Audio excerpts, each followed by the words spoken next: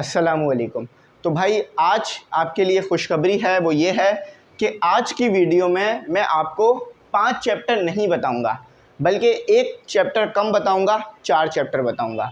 अब 4 वो most important chapter हैं जो अगर आपने कर लिए तो इंशाल्लाह पास हो जाओगे फ़िज़िक्स के पेपर में अच्छे नंबरों से। तो जो 4 पेपर बताऊं, जो 4 चैप्टर में बताऊं, उसकी तैयारी ज़रूर करना, ज़िंदगी आसान कर लेना अपनी उसकी तैयारी करके। अच्छा, यहाँ पर देख लो आपका पेपर कब है। आपका पेपर है मंडे को 15 मई 2023। ठीक है, गैप सिर्फ 2 दिन का है, लेकिन आसान पेपर होगा फ़िज़िक्स 9 का, तो 2 दिन के गैप में अच्छी तैयारी हो सकती है और रिवीजन तो बहुत ही ज़बरदस्त हो जाएगा। तो जिन बच्चों ने तैयारी कर ली है लेकिन ये क्वेश्चंस नहीं किए हैं जो मैं बताऊंगा, ज़रूर कर लेना। क्योंकि देखो भाई, अगर आप जो है वो चीनी डाल रहे हो, अगर चीनी की जगह गुड़ इस्तेमाल कर लोगे तो और अच्छा हो जाएगा, थोड़ी चीज़ जो है वो नेचुरल हो जाएगी। तो इसी तरह से अगर आपने अच्छे खासे क्वेश्चन प्रिपेयर कर लिए हैं लेकिन जो मैंने बताए हैं उनमें से 1-2 नहीं किए हैं, तो वो भी कर लो, आसान हो जाएगा। ठीक है, ज़िंदगी। अच्छा, अब आ जाओ, सबसे पहला चैप्टर है आपका, आपको नाम तो लिखा हुआ नज़र आ ही रहा होगा, फिज़िकल क्वांटिटीज़ एंड मेजरमेंट्स। देखो भाई, इम्पॉर्टेंट चैप्टर है।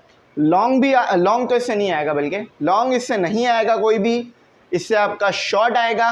इससे आपसे डेफिनेशंस पूछी जा सकती हैं, बेसिक डेफिनेशंस, जैसे कि मैकेनिक्स की, आपके पास थर्मोफिज़िक्स की, आपके पास जो है वो पार्टिकल फ़िज़िक्स की, मुख्तलिफ जो डेफिनेशंस पढ़ाई गई हैं आपको, वो पूछी जा सकती हैं। ठीक है, और उसके अलावा आपके पास एक न्यूमेरिकल आ सकता है और एमसीक्यूज़ तो इससे काफ़ी आ सकते हैं। ठीक है, क्योंकि ये एमसीक्यूज़ वाइज बहुत इंपॉर्टेंट है, तो ये मोस्ट इंपॉर्टेंट नहीं है, मैं नहीं लिखूंगा, सिर्फ इम्पॉर्टेंट है एमसीक्यूज़।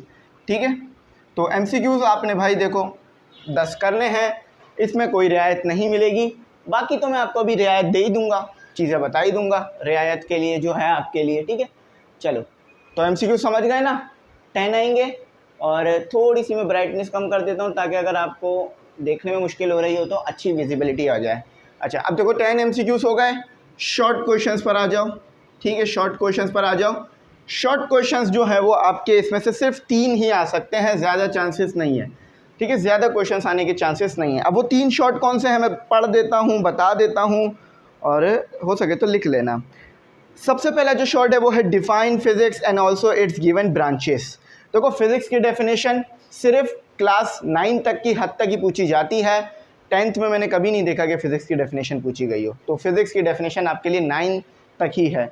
अच्छा, उसके बाद हमारे टाइम पे तो बोलते थे कि फ़िज़िक्स और केमिस्ट्री अलग अलग है, साइंस तो नहीं है, मतलब साइंस नहीं होती, फ़िज़िक्स केमिस्ट्री कुछ और है, क्योंकि हमारे दिमाग में साइंस से मतलब वो जनरल साइंस होती थी, तो आपकी असल साइंस ये फ़िज़िक्स केमिस्ट्री होती है। ठीक है, अच्छा, मैकेनिक्स, थर्मोडायनेमिक्स, मैग्नेटिज्म और जियोफिज़िक्स। ठीक है, अच्छा, इसके अलावा भी और ब्रांचेस थी, जैसे कि पार्टिकल फिज़िक्स, न्यूक्लियर फिज़िक्स। अगर वो भी आपने कर ली हैं तो उनको भी रिवाइज रखना। ऐसा नहीं है कि मैंने ये 4 बता दिए तो सिर्फ ये 4 ही करो।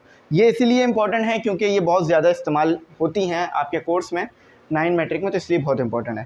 पहला सवाल हो गया। अच्छा, ये सिग्निफिकेंट फिगर्स वाला सवाल है, ये न्यूमेरिकल में भी आ सकता है और शॉर्ट में, तो मैं इसको यहाँ पे नहीं लगाऊंगा, न्यूमेरिकल में मार्क करेंगे इसे। ठीक है, अच्छा, डिजिटल स्टॉप वॉच, बहुत कम चांसेस है इसके आने के। अच्छा, vernier calliper and screw gauge, ये इंपॉर्टेंट है, आ सकता है, तो ये भी सवाल है हमारे पास, ये चौथा सवाल हो गया। अच्छा, स्टेट ऑल बेस क्वांटिटीज़। अच्छा देखो, बेस क्वांटिटीज़ और ड्राइव क्वांटिटीज़ ये आपको पता होनी चाहिए। तो 3 सवाल बताए थे मैंने। तो सबसे पहले है क्वेश्चन नंबर 1, उसके बाद है क्वेश्चन नंबर 4 और उसके बाद है क्वेश्चन नंबर 5। अच्छा देखो, जो बच्चा क्वेश्चन नंबर 5 कर रहा है वो क्वेश्चन नंबर 8 भी ज़रूर समझ के रखे, ज़रूर करे। ठीक है, तो ये 4 क्वेश्चन हैं, मैंने यहाँ 3 लिखवाए हैं लेकिन ये 4 हैं। ठीक है, तो इसको 4 ही कर लो, क्योंकि ये जो बेस और ड्राइव क्वांटिटी है ना, ये एक ही सवाल भी बन सकता है शॉर्ट में, तो इसीलिए ये 4 सवाल आते हैं।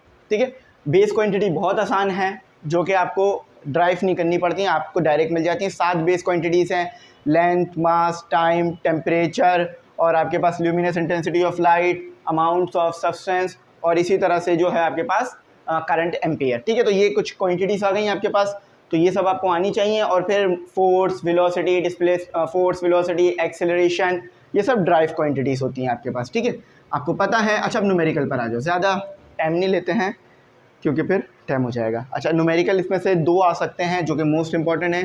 ठीक है, अच्छा, सबसे पहला जो है वो साइंटिफिक फिगर वाला ही आ सकता है, तो वो एक मार्क कर लो। अच्छा, उसके बाद साइंटिफिक नोटेशन के आने के बहुत कम चांसेस हैं। उसके बाद जो दूसरा न्यूमेरिकल है ना, जिसमें डेंसिटी पूछी जा रही है, अब यही न्यूमेरिकल थोड़ा शिफ्ट भी आ सकता है, यानी डेंसिटी के बजाय कुछ और पूछ लें, मास पूछ लें आपसे या वॉल्यूम पूछ लें, तो आपको फॉर्मूला बस याद होना चाहिए। डेंसिटी का फॉर्मूला क्या होता है? मास अपॉन वॉल्यूम, बस याद रखना, हो जाएगा काम। अच्छा हाँ, उसके बाद आपके पास लॉन्ग इसमें से कोई नहीं बनता, ठीक है, लेकिन हमने इसमें फिर भी गेस्ट पेपर में लॉन्ग दिए हुए हैं, लेकिन वो लॉन्ग सिर्फ इसलिए दिए थे ताकि आप लोगों की आसानी हो जाए। अच्छा, जो बच्चे सोच रहे होंगे ना सर वॉल्यूम और डेंसिटी, तो इसकी भी डेफिनेशंस आपको आनी चाहिए, लेकिन इम्पॉर्टेंट नहीं है ज़्यादा इस साल के लिए, वैसे तो इम्पॉर्टेंट होती है। अच्छा, तो पहला चैप्टर हमारा इजीली हो गया है।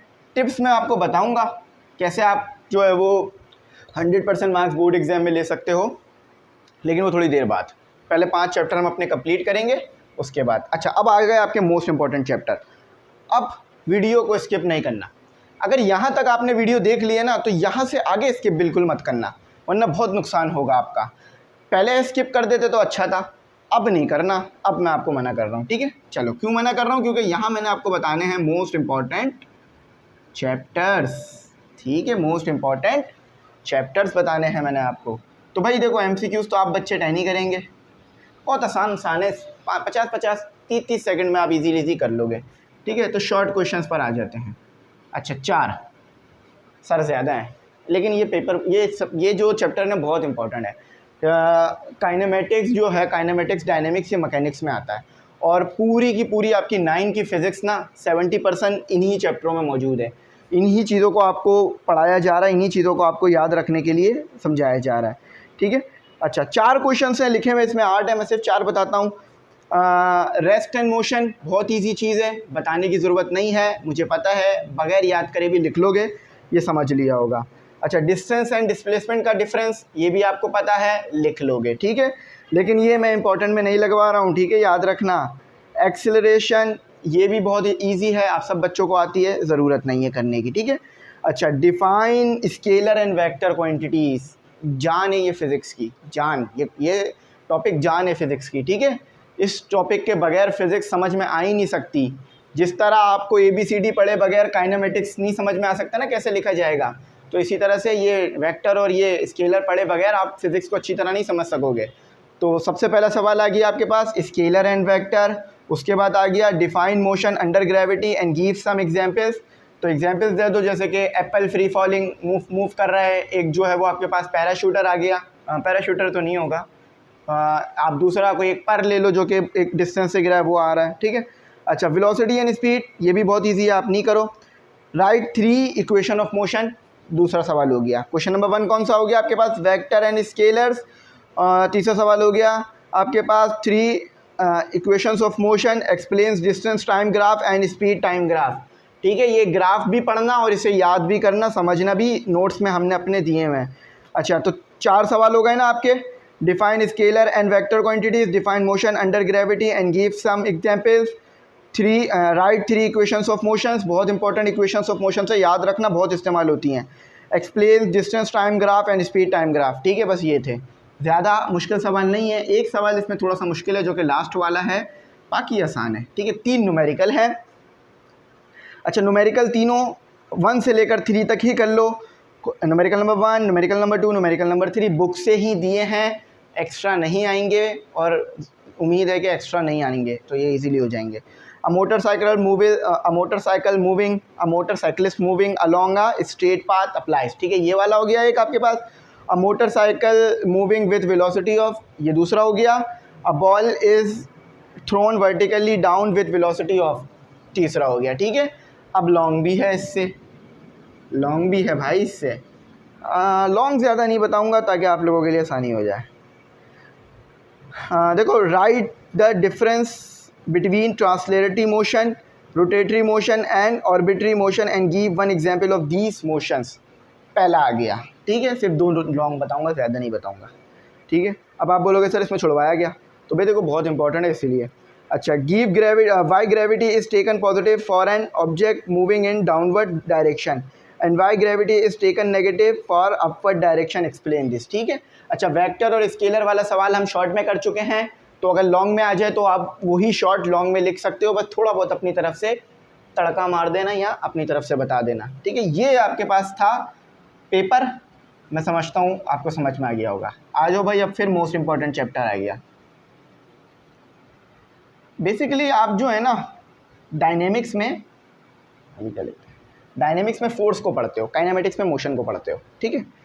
अच्छा, अब डायनेमिक्स आ गया, यानी न्यूटन जो है हमारे आ गए, ठीक है, न्यूटन बाबा आ गए।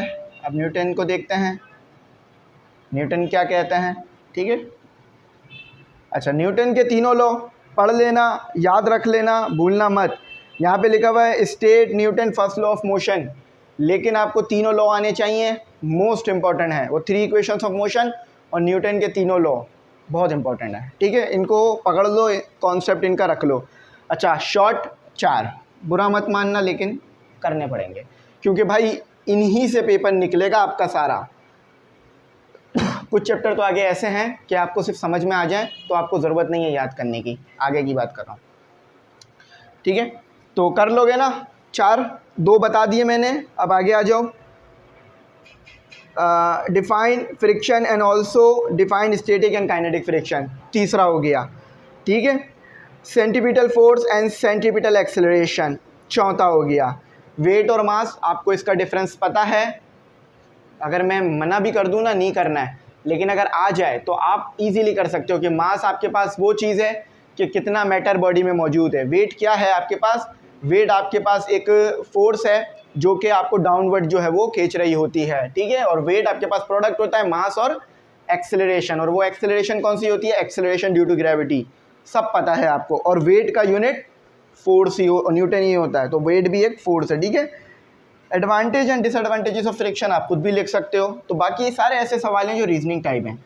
अच्छा, न्यूमेरिकल पर आ जाओ, तो भूलोगे तो नहीं ना जो मैंने आपको बताए हैं 4 शॉर्ट। फर्स्ट बताया है, सेकंड बताया है, फोर्थ बताया है और 6th बताया है। अच्छा, न्यूमेरिकल भी शुरू से लेकर तीनों कर लो। साइलिस्ट, आई थिंक ये सर्कल लिखा होगा, साइक्लिस्ट होगा ये। Cyclist is making a turn along a circle, हाँ साइक्लिस्ट है ये, थोड़ा सा स्पेलिंग सही करना है इसकी, ठीक है। अच्छा, find the force that stop a car of, पहला और दूसरा हो गया। Find the force that can stop a body, ये दूसरा हो गया, ठीक है। मोमेंटम वाला भी आ सकता है, आप वो इजीली कर लोगे, आपको बस उसका फॉर्मूला आना चाहिए, ठीक है। फॉर्मूला क्या होता है मोमेंटम का, P = F/T, ठीक है। अच्छा, लॉन्ग पर आ जाओ। Most important long off chapter 3, पहला क्वेश्चन छोड़ दो, state Newton second law of motion and drive the relation of force, बहुत इंपॉर्टेंट सवाल है, नहीं छोड़ के जाना। Explain circular motion and also explain centripetal acceleration, centripetal acceleration ऊपर भी पढ़ लिया था, यहाँ भी आ सकता है, इंपॉर्टेंट है, ठीक है। 2 लॉन्ग हो गए, बाकी सारे आपके लिए हो गए। तो ये 2 मोस्ट इंपॉर्टेंट चैप्टर थे। अब आ जाओ नेक्स्ट के ऊपर। नेक्स्ट चैप्टर भी आपका मोस्ट इंपॉर्टेंट है।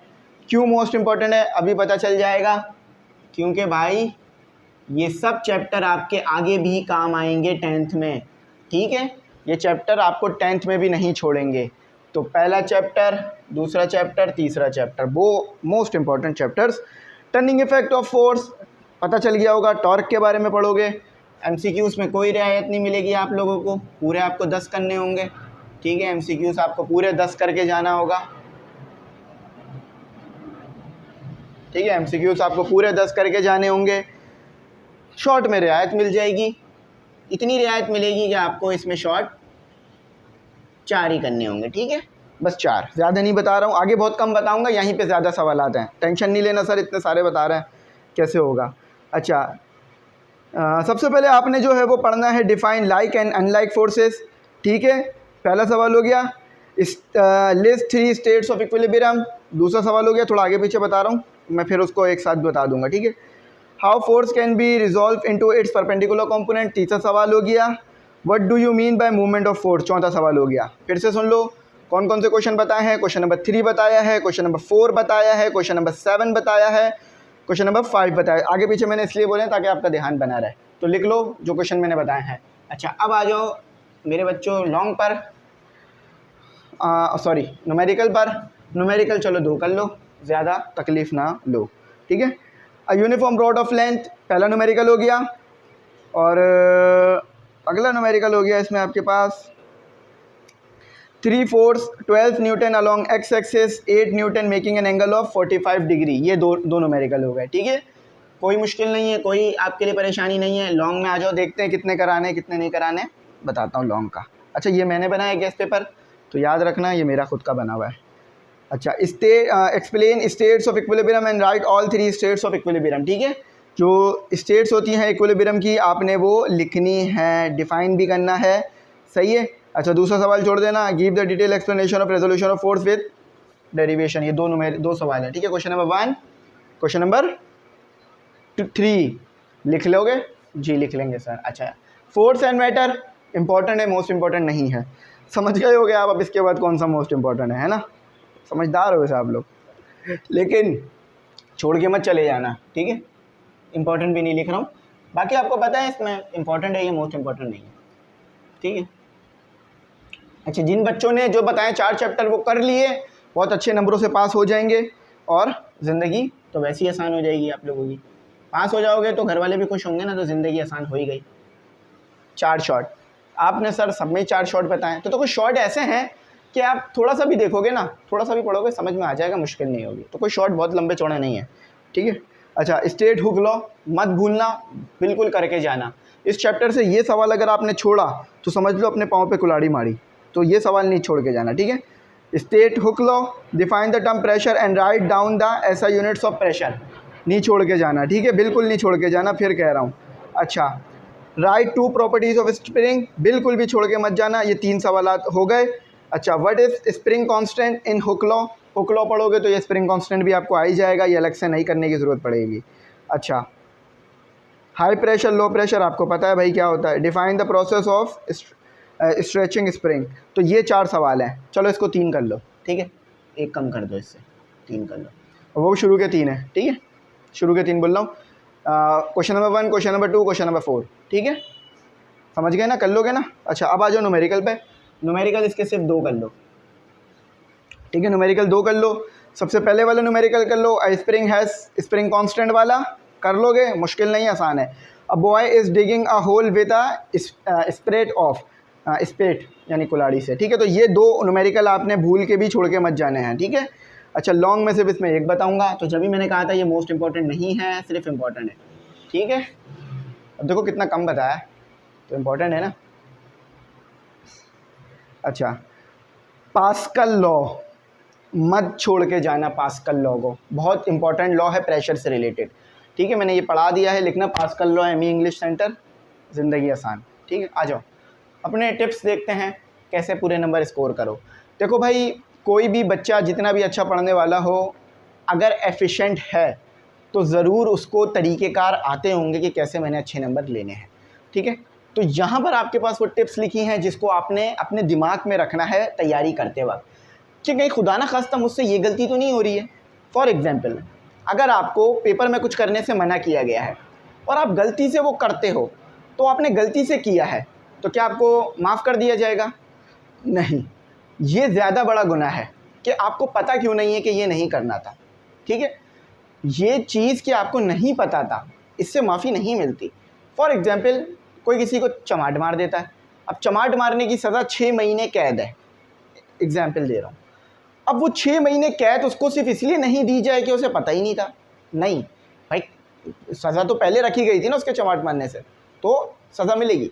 तो अगर आपको किसी कानून के बारे में या किसी चीज़ के बारे में नहीं पता, तो इसका मतलब ये नहीं है कि आप बच गए, इसका मतलब ये है कि आप और मुश्किल में आ गए, कि आपको पता ही नहीं है कि किससे बचना है किससे नहीं बचना। ठीक है, तो ये ध्यान रखोगे।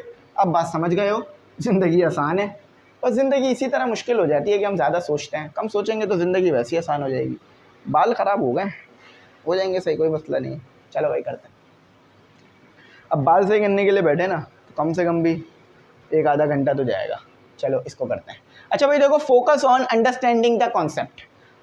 Physics all about concept, you will have to learn the physics so you remember the concept. अगर तुम फिजिक्स पढ़ना चाहते हो तो फिजिक्स के कॉन्सेप्ट याद रखने होंगे, otherwise there is no chance, there is no way. तो आपके पास कोई और तरीका नहीं है, ना ही कोई चांस है अगर आपको फिजिक्स सीखनी है। सो फिज़िक्स के कॉन्सेप्ट, फोर्स क्या है, फोर्स के जो आपके पास न्यूटन्स के लॉ हैं वो क्या हैं। अच्छा, न्यूटन के 3 लॉ नहीं है, मतलब वो 3 लॉ वो वाले नहीं है जो आप लोग मीम्स में देखते हो। कौन से? इलेक्ट्रॉन, प्रोटॉन, न्यूट्रॉन, वो वाले 3 लॉ नहीं है फिज़िक्स न्यूटन के। न्यूटन के जो 3 लॉ हैं वो पढ़ के जाना, ठीक है। तो समझ गए ना मेरी बात। फिज़िक्स के कितने लॉ हैं? 3। कौन से? Electron, proton, neutron. नहीं भाई, ये नहीं है, दूसरा है, ठीक है। तो पहला लॉ है आपके पास इनर्शिया से रिलेटेड, दूसरा लॉ है आपके पास फोर्स और एक्सेलरेशन से रिलेटेड, और तीसरा लॉ है आपके पास एक्शन और रिएक्शन से रिलेटेड, ठीक है। ये 3 लॉ हैं। तो पहला आ गया, कॉन्सेप्ट समझ लो, इंशाल्लाह फिजिक्स बहुत इजी हो जाएगी, आपके हाथ में आ जाएगी फिजिक्स। अच्छा, pay attention to the unit and dimensions while solving problem. सबसे ज़्यादा जो गलती करते हैं ना 9 के बच्चे, उनको लगता है कि यूनिट और डायमेंशंस, ख़ास तौर पे यूनिट्स जो दिए हुए वो कोई काम के नहीं है। फॉर एग्जांपल, ये क्या है? ये 2 है, ये किस चीज़ का मैग्नीट्यूड है? आप बता सकते हैं? नहीं बता सकते, लेकिन अब बताएं किस चीज़ का मैग्नीट्यूड है? फोर्स का। कैसे पता चला? यूनिट लगा हुआ था। तो भाई यूनिट आपको जो है बताता है कि ये आखिर किस चीज़ का मैग्नीट्यूड है। तो यूनिट बहुत ज़्यादा याद रख के जाने हैं, और सिंबल भी आपको पता होने चाहिए। कुछ बच्चे फोर्स का सिंबल ऐसे लगा देते हैं, तो ये फोर्स नहीं होगी, ये फ्रिक्शन हो जाएगी। तो सिंबल कैपिटल है तो कैपिटल होगा, और यूनिट कैपिटल में लिखा है तो कैपिटल। अच्छा, अगर ऐसे लिखोगे ना तो ये मीटर नहीं माना जाएगा, ये मिलियन माना जाएगा, मीटर माना जाएगा ऐसे, ठीक है। तो छोटी छोटी सी चीज़ें हैं फिज़िक्स में, आपको याद होनी चाहिए, पता होनी चाहिए, बस हो जाएगी ज़िंदगी आसान। Don't hesitate to ask for question या फॉर हेल्प। कभी भी किसी से सवाल करने से मत घबराएं। अच्छा, अगर टीचर नहीं जवाब दे रहा तो आप उससे पर्सनल जाके पूछ लें, वो जवाब दे देगा। क्लास के बाद पूछ लें, जवाब दे देगा। मैंने कोई ऐसा टीचर नहीं देखा जो कि बच्चे के सवाल के जवाब नहीं देना चाहता हो। हाँ, अगर बच्चा सवाल सही कर रहा हो। अब अगर कोई बच्चा ये पूछ ले कि सर फिज़िक्स पढ़ते क्यों हैं, या फिज़िक्स किसने बनाई, तो किसी एक इंसान ने तो फिज़िक्स नहीं बनाई ना, मतलब सबने लॉज दिए, फिर वो लॉज पूरे हम फिज़िक्स में जमा हुए, तो फिर एक फ़िज़िक्स का पूरा सब्जेक्ट बना ना। तो ऐसे सवाल नहीं करो जिससे टीचर को भी बुरा लगे, तो फिर चाहे टीचर गुस्सा हो जाए, ठीक है। बाकी आप समझदार हो मुझसे ज़्यादा, तो बात मेरी समझ गए होगे। अच्छा, मोस्ट इम्पॉर्टेंट क्या? सर क्वेश्चन, शाबाश। नहीं भाई, मोस्ट इम्पॉर्टेंट चैप्टर है, बहुत ज़्यादा इससे आपको देखने के लिए मिलेगा आपके पेपर में। और थोड़ा सा ना ये सब्जेक्ट आप, मतलब ये चैप्टर आपके लिए बहुत इम्पॉर्टेंट है। अच्छा, सबसे पहले आप बच्चों ने MCQs में कोई रियायत नहीं है भाई। अगर आप लोगों को बुरा लग रहा है तो मैं सॉरी, लेकिन MCQs में कोई रियायत नहीं है। बहुत इजी है भाई, 10 MCQs हैं। चलो आ जाओ। तो पहला इसके शॉर्ट पर आ जाते हैं, जल्दी जल्दी से शॉर्ट डिस्कस कर लेते हैं, ठीक है। Gravitational, define gravitational field with an example, ठीक है, एग्जाम्पल ज़रूर देना। अच्छा, calculate the mass of the earth by using Newton law of gravitation, करा चुका हूँ। क्रिटिकल वेलोसिटी करा चुका हूँ, ठीक है। Difference between natural satellite and artificial satellite बता चुका हूँ। Question number 1, question number 2, sorry question number 3, question number 4, question number 6, ये 4 क्वेश्चन आपने प्रिपेयर करके जाने, फिर ज़िंदगी आसान है। न्यूमेरिकल इससे 2 ही करो, ज़्यादा नहीं करो, ठीक है। अच्छा, न्यूमेरिकल वही है, पहला न्यूमेरिकल, दूसरा numerical.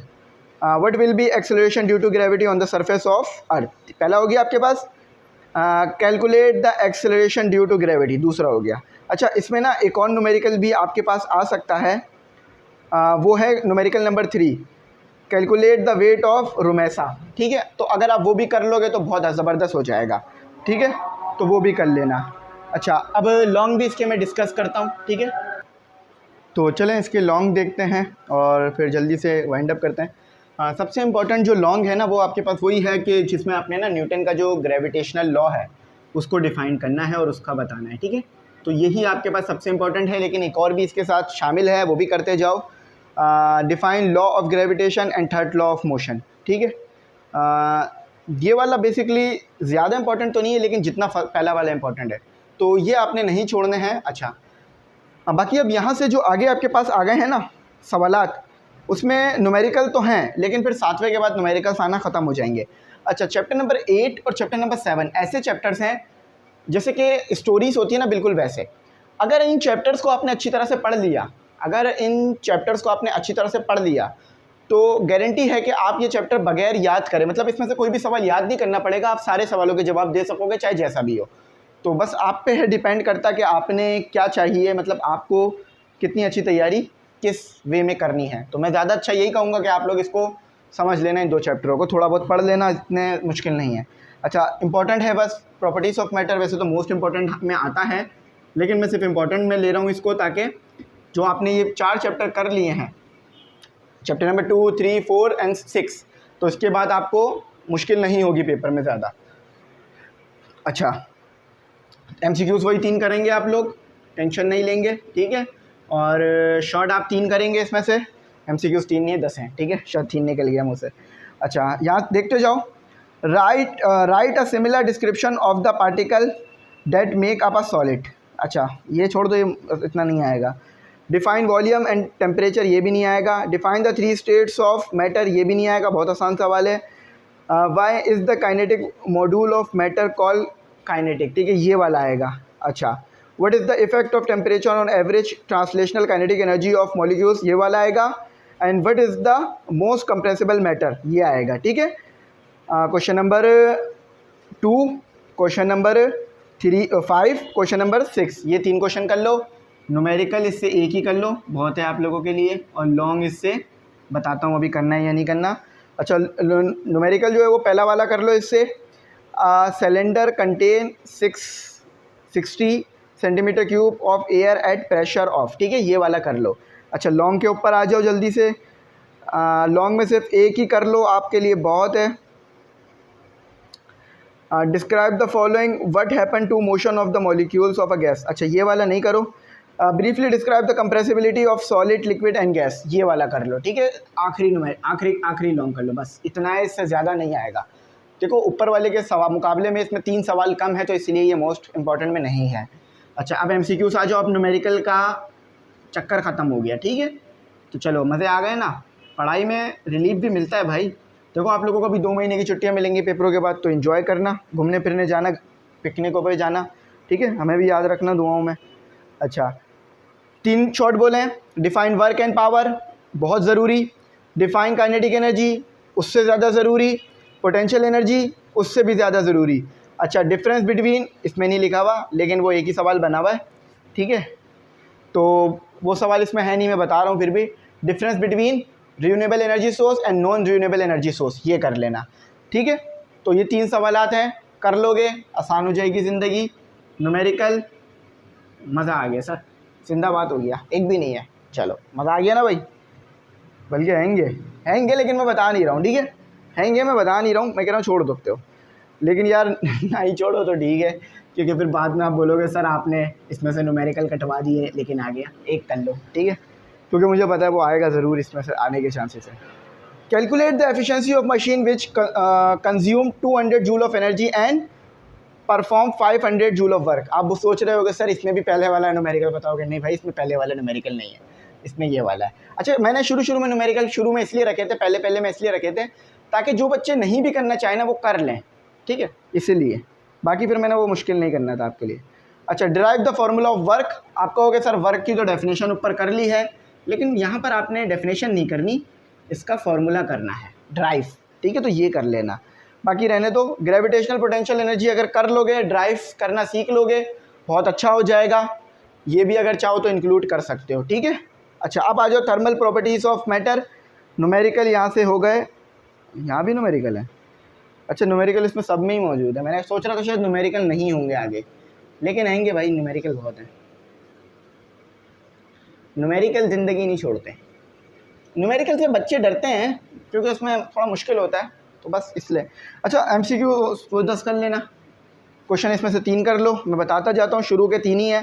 Define thermal expansion, define volumetric expansion, explain specific heat capacity, ये 3 हैं, बहुत इंपॉर्टेंट है, कर लेना, ठीक है, नहीं छोड़ के जाना, वरना ज़िंदगी मुश्किल हो सकती है। एक न्यूमेरिकल कर लेना, ठीक है, और वो न्यूमेरिकल सुन लो मुझसे कौन सा है, ये वाला है। A copper rod 550 metre long is heated, ये वाला न्यूमेरिकल कर लेना, मैंने करा दिया, देख लेना चाहो तो। अच्छा, उसके बाद long explain heat of fusion, heat of vaporisation. Basically ये शॉर्ट का सवाल था, लेकिन डिटेल में लिखा हुआ है, ठीक है। लॉन्ग इसमें से नहीं करो, ठीक है, चलो लॉन्ग छुड़वा दिया है इसमें से लॉन्ग, लेकिन मैंने छुड़वा दिया आपको। आप लोगों को भी रिलीफ देता हूँ क्योंकि फिर आप लोगों को भी बर्डन हो जाता है तो मुश्किल हो जाएगी ना। तो देखो 4 4 4 4, तो ये तो 12 12 नहीं बल्कि 16 हो गए ना। 16 में 3 मिलाए कितने हो गए अपने 19 में 4 मिलाए अपने हो गए अपने 23 में 3 मिलाए अपने हो गए 26 में और 3 मिलाए अपने हो गए 29 और 32 क्वेश्चन है टोटल, लेकिन बहुत शॉर्ट है।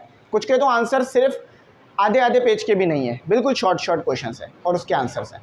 तो उम्मीद करता हूँ बात अच्छी समझ में आ गई होगी। अच्छा, न्यूमेरिकल कम करा दिए बहुत, ठीक है, देखिए इसमें से 2 3 3 2 2 इतना कम कर दिया, ठीक है।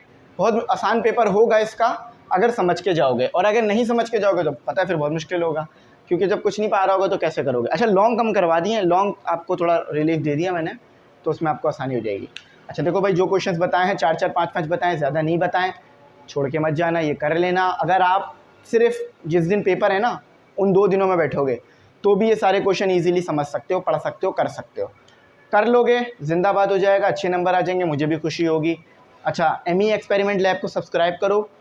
इतवार की रात तो नहीं, बेसिकली दिन को मैं उधर लाइव रखूँगा। अच्छा, अब वो लाइव कब से होगा मैं आपको बता दूँ। वो लाइव होगा आपका, इशा होती है हमारी 9 बजे के करीब, 8:45 पर होती है, तो वो लाइव शुरू होगा 9 या 9:15 पर, और वो चलेगा 10-11 तक।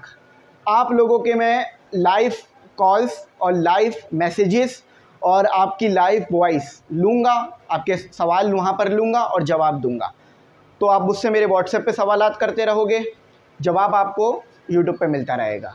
अच्छा कोऑर्डिनेशन बना के चलेंगे इंशाल्लाह। अच्छा टाइम गुज़रा, यहाँ पर आकर मुझे ऐसा लगता है कि मैंने आपको कुछ ना कुछ तो मदद की होगी, लेकिन अगर फिर भी कुछ आपको बुरा लगा हो या कुछ ना समझ में आओ तो उसके लिए मैं माज़रत ख़्वाह हूँ। कोशिश करता हूँ अपने आप को इम्प्रूव करने की, और इंशाल्लाह आने वाले वक्तों में और इम्प्रूव करूँगा, आपके लिए भी इम्प्रूव करूँगा, अपने लिए भी इम्प्रूव करूँगा। तो अपनी दुआओं में मुझे बहुत बहुत याद रखना। Thanks for watching. अल्लाह हाफ़िज़।